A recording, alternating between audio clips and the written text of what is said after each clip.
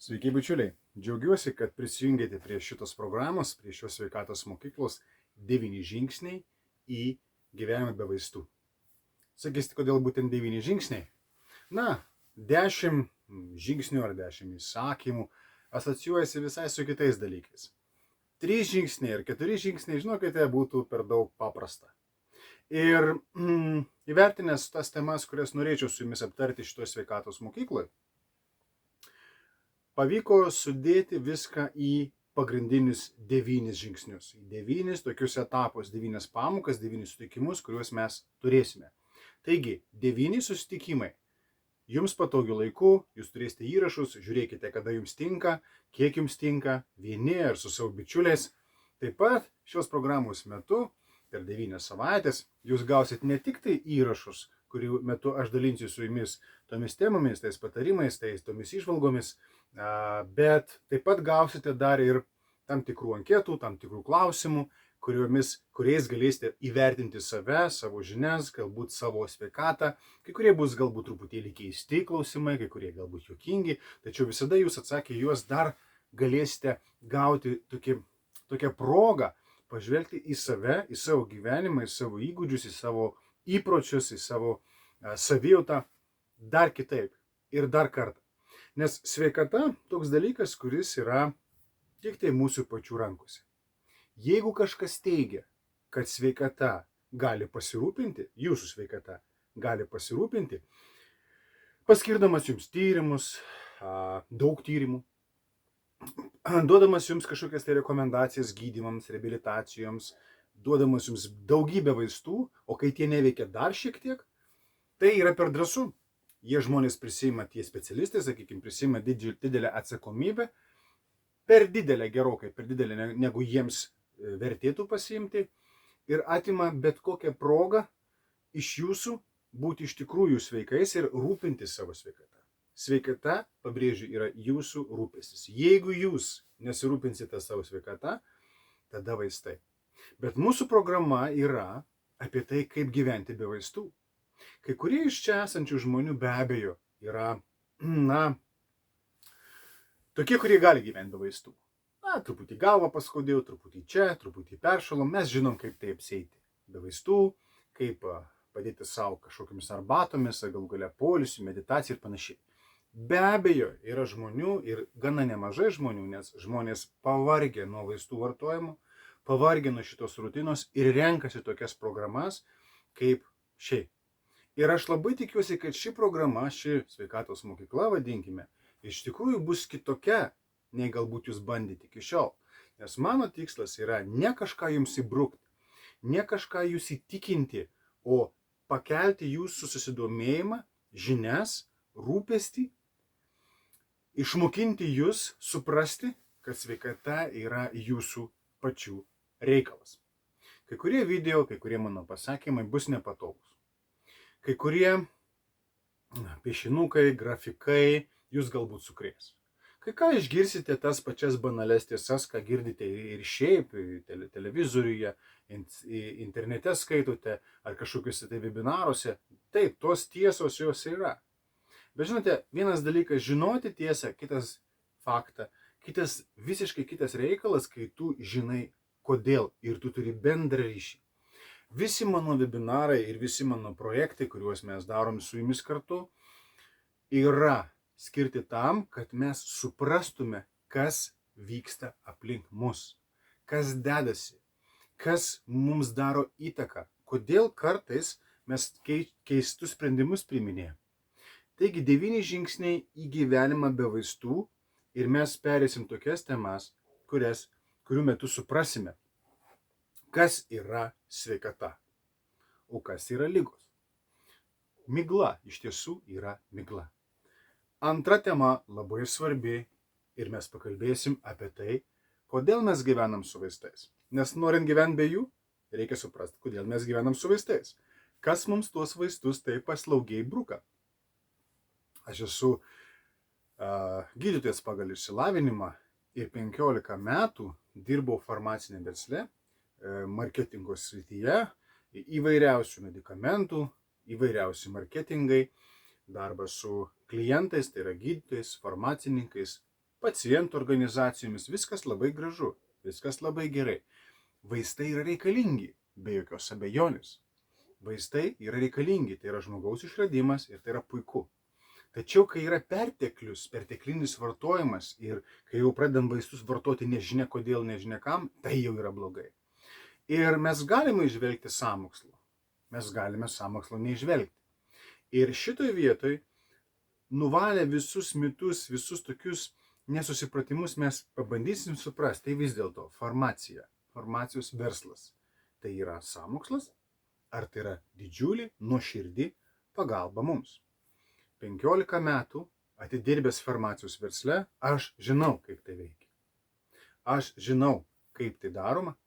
Ir kadangi esu buvęs marketingo skyriaus, produktų grupės marketingo vadovas ir keliolikos netgi grupių, įvairių grupių, įvairiausių susirgymų, įvairiausių medikamentų, taip aš žinau, kaip tas marketingas veikia. Trečioji tema yra apie, dar Hipokratas yra pasakęs, kad maistas yra vaistas. Pakalbėsim iš tikrųjų, ar tas maistas, kurį mes valgom, yra vaistas, kas yra maistas 21 amžiui ir kas galbūt nėra maistas. Mes atskirsime maistą nuo valgio. Šios dvi kategorijos mums labai svarbu. Ir mes pabandysim suprasti, o galbūt ir čia yra kažkoks tai sąmokslas. Ketvirtoji tema, labai svarbi, suprasti, kaip veikia procesai mūsų kūne. Medžiagų apykaita ir procesai mūsų kūne. Kas juos palaiko, kas juos stabdo, ar juos galima pagreitinti, kodėl mes tunkame, kodėl mes netunkame, kodėl mes sergame. Mūsų dauguma mūsų ligų yra medžiagų procesai, sutrikusių medžiagų procesų pasekmė. Medžiagų apykaitos procesų sutrikimas yra mūsų blogos savijautos ir ligų priežastis. Ir įsivaizduokime, koks įdomus dalykas. Mes dar apie tai kalbėsim. Kai prie šitam fone, kai sutrinka medžiagų apykaitos procesai, mes dar kažkokiais tai cheminiais elementais, kurie dar vadinami vaistais, stengiamės tuos procesus reguliuoti. Ar mes suprantame tuos procesus? Ar mes suvokiame, kaip tie procesai susiję tarpusavį? Ar mes galim taip drąsiai kištis į tuos subtilius gamtos procesus, kurie formavosi milijonus metų? Tai labai įdomi tema. Penktoji tema, išeinanti iš šios, bus šiuolaikinės civilizacijos ligos. Kodėl civilizacijos ligos? Todėl, kad serga ištisa civilizacija, mūsiškė civilizacija. Ir tos ligos, vėlgi jos, kaip ir minėjau, labai susijęs su medžiagų apykaita ir netgi turi pavadinimą, aišku, metabolinis sindromas. Kraujo spaudimas yra civilizacijos liga. Nekalbu apie stresus, visokiausias depresijas, kurios yra truputį pritemptos, bet irgi civilizacijos liga. Nutukimas civilizacijos liga.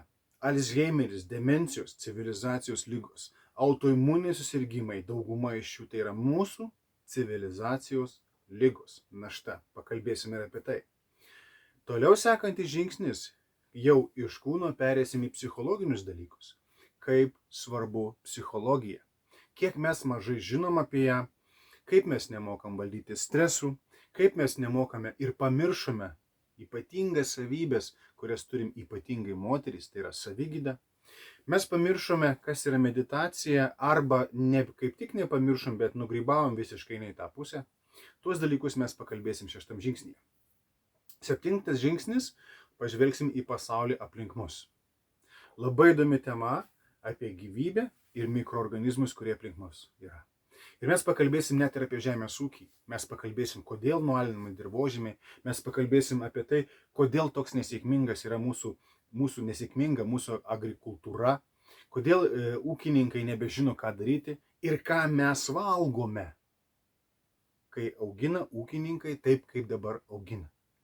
Ir mikroorganizmai absoliučiai visur yra svarbus. Mūsų sveikatai, mūsų organizmui, mūsų vystymuisi, mūsų imunitetui, mūsų maistui, mūsų absoliučiai viskam. Tai labai įdomi tema. 7 žingsnį. 8 žingsnį pakalbėsim apie tai, kiek mes gyvenam. Mūsų amžiaus trukmė, ar mes galim prailginti savo amžių. Ir vėlgi, Farmacijos pramonė ir čia mums, vadinkim taip, pateikia paslaugą. Jie mums dabar jau žada, kad su tam tikrais preparatais, su tam tikrais medikamentais jie mums padės gyventi ilgiau. Ar mes to norim, nežinau. Ar mes esam pasiruošę, sunku pasakyti. Bet iš tikrųjų reikėtų suprasti, nuo ko priklauso mūsų amžius, kiek ilgai mes gyvenam, kas iš to, kad mes gyvenam vis ilgiau. O galbūt mes galim natūraliai prailginti mūsų amžių ir ne tik amžių metais, tačiau ir kokybę, apie tai nekalba niekas. O mes pakalbėsim. Taigi 8 žingsnį pakalbėsim apie gyvenimo trukmę ir ilgamžiškumą, nes visi norime gyventi, ilgai ir kokybiškai. Ir 9 žingsnis, reziumuodami mes iš tikrųjų pakalbėsim, tai vis dėlto, galime gyventi be vaistų, ar ne? Koks tas gyvenimas be vaistų? Ar įmanoma netgi esant lėtinėms ligoms, kažkokiem tai rimtiems susirgymams, kaip autoimuniniai susirgymai, kai yra kažkokie tai plaučių lygos lėtinės, vidaus organų lygos lėtinės. Ir ar įmanoma susimažinti vaistų kiekį? Ar įmanoma išsigydyti cukrinį diabetą? Ar įmanoma išsigydyti kai kurias organinės ligas, tokias rimtas organinės ligas, arba galbūt galima kažkaip tai išsigydyti ir psichinės ligas, psichinės sveikatos ligas. Be vaistų, kad galėtume gyventi be vaistų. Taigi pradėsime nuo sveikatos ir farmacijos sąmokslo, 2 pirmieji žingsniai. Ir 2 paskutiniai žingsniai mums sudėlios viską į vietas ir mes suprasime, kaip iš tikrųjų galėtume gyventi be vaistų. Vaistai kainuoja ir vaistai kainuoja ne tik pinigus. Vaistai kainuoja mūsų sveikatą, mūsų savijautą. Bet kuris medikamentas turi pašalinių reakcijų, kaip ir bet kuri medžiaga turi placebo poveikį. Apie tuos dalykus plačiai kiekvienam žingsnyje. Taigi, kad jau esate čia, sveikatos mokykloje 9 žingsniai gyventi be vaistų, mėgaukitės procesu. Prie kiekvienos pamokos jūs gausite galimybę ir užduoti klausimą. Viskas vyks taip, kad jūs gausite elektroninį paštą automatiškai tada, kai bus suformuota pamoka ir jūs gausite nuorodą. Taip pat jūs gausite elektroninį laišką su nuoroda į klausimyną ir kiekvieną kartą šita elektroninių laiškų su nuorodomis sistema jūs ir lydės šios mokyklos metu. Kiekvienam laiške, o taip pat prie kiekvieno įrašo jūs rasite, įsiskleidę aprašymą, tekstą, jūs rasite nuorodas, tokias kaip kažkokius šaltinius, kuriuos aš pateiksiu be jokios abejonės, o taip pat į klausimyną, kurį aš pateiksiu be jokios abejonės, kad jums viskas būtų vienoje vietoje. Taip pat gausite nuorodą, rasite nuorodą į galimybę užpildyti anketą ir išsiųsti klausimą jums rūpimą. Jis bus anonimiškai, visus klausimus aš gausiu ir jums atsakysiu per 1-2 dienas. Kai kuriuos klausimus aš galėsiu atsakyti netgi, sakykime, tuose mūsų projektuose, kurie vyksta viešai, taip pat Facebook'e, žinoma, anonimiškai, nes jūsų klausimai rūpi ne tik jums. Jūs esate žmonės, kurie moka paklausti. Labai daug žmonių, nepatikėsite, kiek daug, nemoka normaliai paklausti. Nedrįsta, nes galvoja, kad tai negražu, kad tai kvailas klausimas, arba tiesiog drįsta ir nori paklausti, bet žinot, ne kiekvienas iš mūsų baigė žurnalistiką ir normaliai klausimų ne kiekvienas mokate užduoti.